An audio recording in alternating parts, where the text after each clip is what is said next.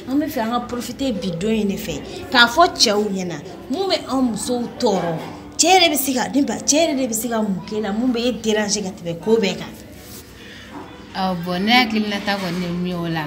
cɛ bɛ se ka min kɛ ne na min bɛ gêner ka min bɛɛ la o ye ka dilan tigɛ ne la.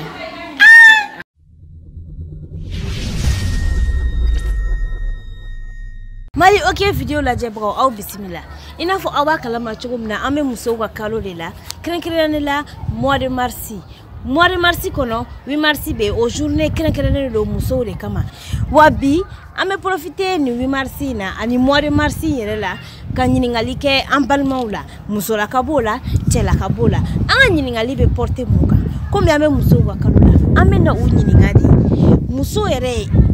cɛ yɛrɛ de bɛ se ka ko jumɛn de kɛ muso la n'o b'a tɔɔrɔ ka tɛmɛ diɲɛlatigɛ ko bɛɛ kan datigɛnala b'o la dilantigɛ b'o la dɔw yɛrɛ b'u ban ka muso ka dumuni kɛ dɔw b'u ban ka na so kɔnɔ an bɛna mɔgɔw ɲininka mɔgɔ bɛ se ka ko jumɛn de kɛ muso la n'a bɛ digi a la ka tɛmɛ diɲɛlatigɛ ko bɛɛ kan n'an ka taa ne fa i ni tile tɔɔrɔ si t'o la ne fa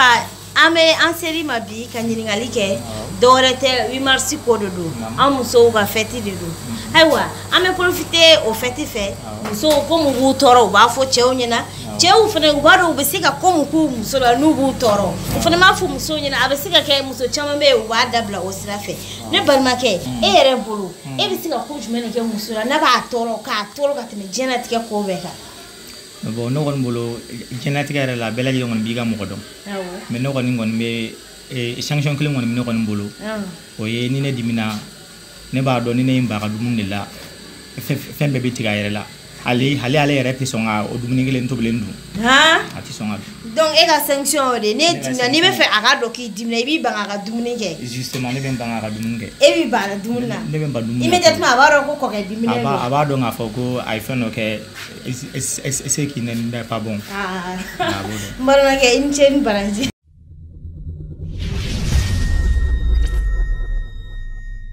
Ne ba i ni tile. C'est comment tɔɔrɔ si tɛ an b'a f'i ɲɛna fɔlɔ joyeuse fête de 8 mars. Merci. Sisan ne ba 8 mars okumu kɔnɔna na mois de mars yɛrɛ okumu kɔnɔna na an bɛ ka ɲininkali de kɛ n ko musow la e yɛrɛ en tant que muso cɛ yɛrɛ bɛ se ka ko jumɛn de kɛ la mun b'e tɔɔrɔ ka tɛmɛ ko bɛɛ kan parce que muso caman b'u ta fɔ datigɛnala b'a la i ka hakɛ to dilantigɛ b'a la ko caman bɛ yen mais e yɛrɛ bolo jumɛn de b'e tɔɔrɔ ka tɛmɛ ko bɛɛ kan. Cɛ ka kalabanciya o bɛ ne tɔɔrɔ dɛ. Cɛ ka kalabanciya. Cɛ ka kalabanciya ni cɛ donna muso kura ko la o b'an muso tɔɔrɔ kosɛbɛ. O b'an tɔɔrɔ yɛrɛ yɛrɛ de parce que ni cɛ donna muso kura ko la a bɛ bagamakɛlɛw kɛ tututu ko caman b'a kɔnɔ i y'a ye a bɛnbaliya ka ca finalement ni muso ma kɛ hakilima ye dɔrɔn furu tɛ ɲɛ a bɛ na ni furusa ye donc muso dun ka kan ka bonya cɛ fana ka kan ka bonya bɛɛ ka kan k'i bɛrɛ bɛn ka foyer bonya donc furu bɛ se ka ɲɛ cogo min na. Donc cɛ ka kalabanciya de bɛ digi e la. Cɛ ka kalabanciya bɛ digi ne na parce que n'a donna muso kura ko la dɔrɔn a tɛ tiɲɛ fɔ muso ye tuguni a bɛ jɛngɛ kɛlɛmisɛnninw bɛ caya donc yanni muso bɛ taa bɔ o kalama a bɛ na ni bɛnbaliya caman ye a dɔw la yɛrɛ ni cɛ tɛ se muso kɔrɔ a b'o gɛn donc ka kura in nati y'a ye donc o de kun bɛ ne fɛ. Ne fa i ni tile. Man tile. I bɛ Mali OK TV de kan. Bi an bɛ ɲininkali dɔ tɛnku i la komi an bɛ mois de mars kɔnɔ musow ka kalo de don ne fa e yɛrɛ bolo i bɛ se ka ko jumɛn de kɛ muso la n'a b'a tɔɔrɔ kosɛbɛ parce que dɔw ka fɔ la n'i ban muso ka dumuni na o b'a tɔɔrɔ n'i ye i ka hakɛ to n'i ye dilan tigɛ a la o b'a tɔɔrɔ n'i y'a bugɔ o b'a tɔɔrɔ datigɛdala yɛrɛ bɛ dɔw tɔɔrɔ mais e yɛrɛ bolo sanction jumɛn de b'e bolo mun b'a to muso b'a dɔn k'i diminen don kosɛbɛ. Min b'a to muso b'a dɔn ne diminen don kosɛbɛ donc ne bɛ n yɛrɛ minɛ n'a ye n'a nana ne bɛ n yɛrɛ minɛ n'a yɛrɛ de wagati la. E bɛ yɛrɛ minɛ a la. Dilantigɛ tɛ foyi tɛ n'a nana n bɛ n ka ko bɛɛ k'a cogoya la mais an tɛ kɛ komi i n'a fɔ kɔrɔlen. A tɛ kɛ i n'a fɔ kɔrɔlen. Donc e tɛ kuma a fɛ. N bɛ kuma fɛ dɛ mais a yɛrɛ b'a dɔn k'a fɔ ko n diminen don a kɔrɔ quoi. Mais a b'a dɔn k'e diminen don cogo di e ma foyi fɔ. N ka ko kɛta la quoi n ka ko kɛta la kɔrɔlen n b'a minɛ cogo min na ni n diminen don n t'a minɛ o cogoya la quoi. Ça fait kɔrɔlen n'i nana i bɛ tulo ni ka yɛlɛ mun k'a fɛ olu si tɛ kɛ. Olu si tɛ kɛ o wagati la. D'accord n balimakɛ n cɛ.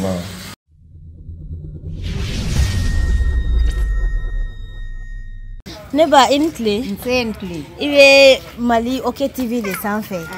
ne ba 8 mars okumu konnana mois de mars era ma fo o yango kalwe o hokumu konnana ame nyiningali taraka temu mugola muso wera mubu degu ugase ka fo che ugambe parce que mugo chama me uba kenga utaro kabe digi ana ai woni ba me nyiningali damane tegula chere bana mukila nabi toro datige na bola glantige bola chere bisiga bakiga dumunike ado wera tena so ere ande ba jumere ribe e yere toro ko sebe ayo mingon mene toro ko sebe o datige ndalai ani yala ka bogata yala ite segi kana so ikumpa ke demsenu na ikumpa ke sokono mogo bela jelenda inu te nyogoye o mai sigila o mai je nyogoya yere la o mai kuma te ko furu nyogoya yere ma chema no ka muso la be muso toro fo ka damate abe muso toro ya ebe na sokono eti muso ka dumunike ki muso be ki toro tiere la nu sera ko dabla o be ja anyi ne ba initle se somo toroste ne ba ibe Mali OK TV de kan mi marsi okumu komana konnana mori marsi yere okumu konnana ameka nyinga litego mukola muso were farsogola muso were ka muso yakuno mu ba toro ka teme feme ka chebe sika ko jumene ke muso la na ba toro ka teme ko be ame ore nyina ka fo chewye mu me an toro ko sebe parce que an segene no do donc ne ba ere bulsa chebe sika mune ke la na be toro ka teme ko be ka chere la chega glantige o manogo ne ha chema nga glantige muso la awanga glantige muso la ça veut dire la fene mai datige la mai en plus fene ka banga dumuni ke ka dimidimi ka furugu ko shimai ne mun kera furu la obe ne mun kera kanuna ka fo nyogonyana o de cheka ni datige la ni fenoro yi a furu doron de kanun fene bala parce que amano quoi donc chega sunguru tige ba fene mai manga malien chaw sana ma sunguru tige ka duye 600 foi mandu e sunguru tige ko est-ce que malien chaw doron mais malien cheta bolo fa wa kana d'accord malien cheta ka juguna be en plus fene nantara baranyini yere la fene adama ko e fene wa essayer kubu en fin quoi utiliser quoi ça fait baranyini yoro la be ko kauna quoi imaya c'est pas le toro ko sebe o ban toro ga damate me ko ju d'accord ne ba in chain barajiga kuma merci ne ba ini clé ini ibe Mali OK TV de ka anyi mala ka fo zame duma to bilembi bolo bi de ne ba ne ba bi marsi okumu konnana ani mode marsi era okumu konna parce que mode marsi an muso ga kalori an me fe ka kumbe an muso toro ni chawba kana an me fe ka fuye ufune nga don la so bi sika dobo ala chugomna me ne ba ere bolo chebi sika ko jumene kila na be toro ga tele ko beka parce que mogo chama muta fo bugoli bala datigena la bala chega yala bala do wochete wardu ma ko de butoro mais ere bulu sa chebe munekila napsi ke toro ga tama ko beka bon chebe mi na bene toro na fora eti fendi musoma o ka ke che ni muso e do damne na fo jagota fanfelanu o be kla ka digi ela edu te fen kai wajibila kuna be doke koni na ate fendi ma ni tela ga jawo nim damna ga fo kigo fana dabla wa fo kigo dabla abi kla ga kele ya nu damne ne ma kele ya olu yere fam ya ke na fo nyengu ya bisigi kwa mene ba ni be mo fe be kele atigila o jawo yo o koni e jawo ya me wajibi kona na be fere kona wajibila kona be yala ni fere feni yo parce que e fena ti foi ka o vient e ti foi ka e donga cha domba sena bolo wajibi ko na be doke mais na fora o be kla ka digi elango e be kla ko ke sorobo li na fo ka tigi be na ko wera de ke kasra dun te ko wera la min bani ala che ala de bodon donc c'est ça ni afam ni ba ko ke ka ko wera foi te toro aba fo ko ikana ta fere ke rom na o de be ge toro aba fo ki kana ta fere ke oro la adun te fenke adunte wardi ate wardi afanya nyuma kan be ate wardi aba foki kana ta Afrika I mana film dam no mandai tukuni ajotala I mana film dam no ngone o de mandai abi kla ka wuli ko kaso yi sigile wakati ke ataki boite kele anu do fene mais ni do dam no do kele abe wuli ne ko ni mo fam abe nyesoro ne ba inten baraji ne ba initle c'est outile ne ba ibe Mali OK TV de sanfé 8 mars okumu konnana mois de mars yere okumu konnana no ye muso ka kalwe ambe ka yala ka muso ga hakrinata ça fait muso yɛrɛ ni cɛ ye mun k'i la n'a b'i tɔɔrɔ ka tɛmɛ ko bɛɛ kan an bɛ k'o ɲini k'o fɔ an balimakɛw ye a n'an filɛbagaw ye u bɛ se ka faamuyali sɔrɔ a la cogo min na ne ba e yɛrɛ bolo cɛ bɛ se ka ko jumɛn de k'e la n'a bɛ e degun kosɛbɛ. bon jeli de hakilina don n'o tɛ cɛ ka kɛta tɛ ban muso la mais muso de ka kan ni sabali ye toujours k'a dɔn k'a b'a k'i la ka tila ka sabali a kɔrɔ k'a nɛgɛ ka tila ka adamadenya kɛ n'a ye o de kɔni muso ka fɛn min b'o la o y'a danbe de kosɛbɛ i yɛrɛ bɛ a dɔn k'i bɛ se ko la i b'a ye k'a to yen cɛ yɛrɛ b'a dɔn k'i bɛ se a la fana i b'a ye k'a to yen muso kɔni ka kan ni majigin de ye kosɛbɛ muso ka kan ni majigin de sinon cɛw bɛ fɛn bɛɛ kɛ muso la nka o bɛɛ n'a ta i b'a ye k'a to i b'a nɛgɛ ban dumuni in fana filɛ nin ye o dɔ b'anw yɛrɛ la dɔɔnin ni mɔgɔ bɛ wari bɔ ka d'i ma n'a sagona dumuni tɛ d'a ma ou bien a tɛ kɛ a kɛcogo la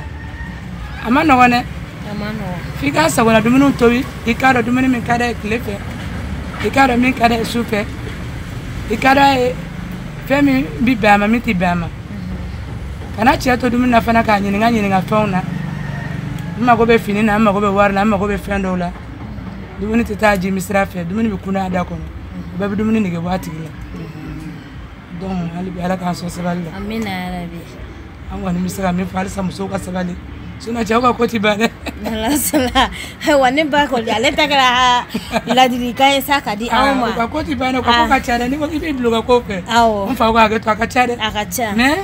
muso de b'o bɛɛ dɔn ka sabali cɛ yɛrɛ b'a dɔn fana k'a bɛ jo fɛ a bɛna tila k'a jotigiya don wɛrɛ k'a fɔ tiɲɛna ne muso kɔni bɛ fɛn bɛɛ k'a la mais a b'a kun o de ka ɲi mais sisan musow ko k'u ka force de yira n'i ko k'i bɛ ka force yira dɔrɔn a bɛna ni tiɲɛni de ye a bɛna ni danga de ye a bɛna ni tɔɔrɔ de ye a bɛna ni negebɔ de ye donc ala k'an kisi o ma amina yarabi ne ba i ni ce kosɛbɛ i ka ladilikanw la e yɛrɛ ala ka cɛ ɲuman d'i ma amina yarabi ka den ɲuman d'i ma amina